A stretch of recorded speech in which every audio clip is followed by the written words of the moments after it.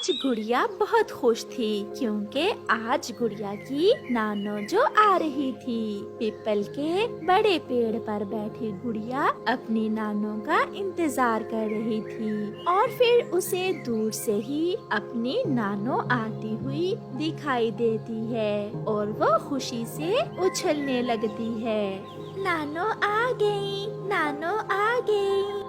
ऐसे कहते हुए गुड़िया उड़कर अपनी नानो की तरफ जाती है। नानो, मैं सुबह से ही आपका इंतजार कर रही थी। बहुत गर्मी थी गुड़िया बेटी, बहुत मुश्किल से यहाँ तक पहुँची हूँ। फिर गुड़िया और उसकी नानो घर आ जाती हैं। गुड़िया की मम्मा नानो को ठंडा लाल शरबत देती है।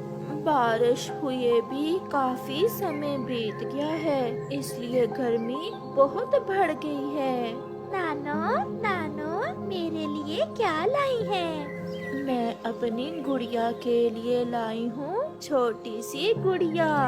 ये कहते हुए गुड़िया की नानो अपने थैले से गुड़िया को एक गुड़िया निकाल कर देती है, जिसे देखकर गुड़िया बहुत खुश होती है।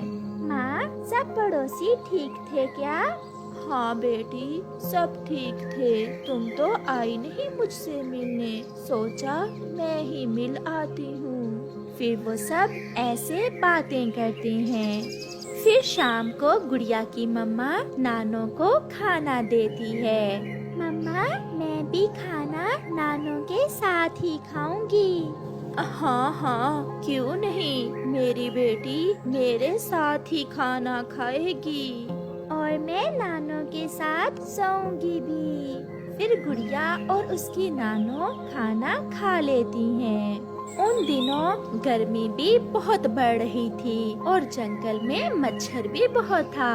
पहले तो वो सब बैठकर बातें करते रहते हैं, मगर जब गुड़िया की मम्मा सोने के समय अपना पंखा चलाती है तो वो खराब था। एक धुआं सा निकलता है और थोड़ा सा चलने के बाद पंखा बंद हो जाता है। ये क्या हुआ गुड़िया बेटी, इस पंखे को भी आज ही खराब होना था। मम्मा, पंखे की तार जल गई है। उधर मच्छर भी नानो के गिर्द गिर्द था। लगता था मच्छर तो आज गुड़िया की नानो को उठाकर ही ले जाएगा।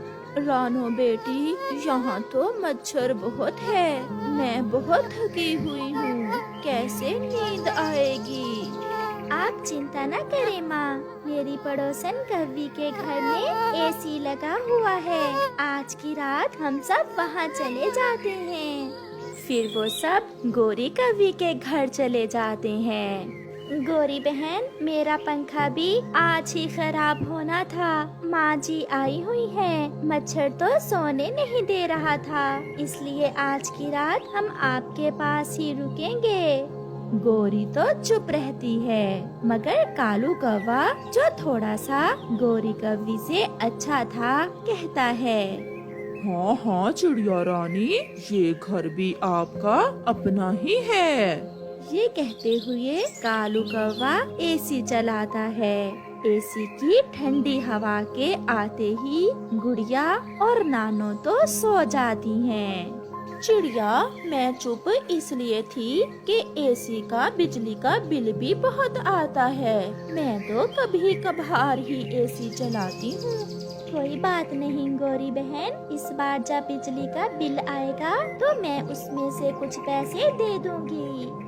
ये सुनकर गोरी कव्वी बहुत खुश होती है। रात गुजर जाती है और फिर गुड़िया की नानो भी वापस चली जाती है। गुड़िया और उसकी मम्मा अपने घर में बैठी हुई थी। गुड़िया आज बहुत उदास थी।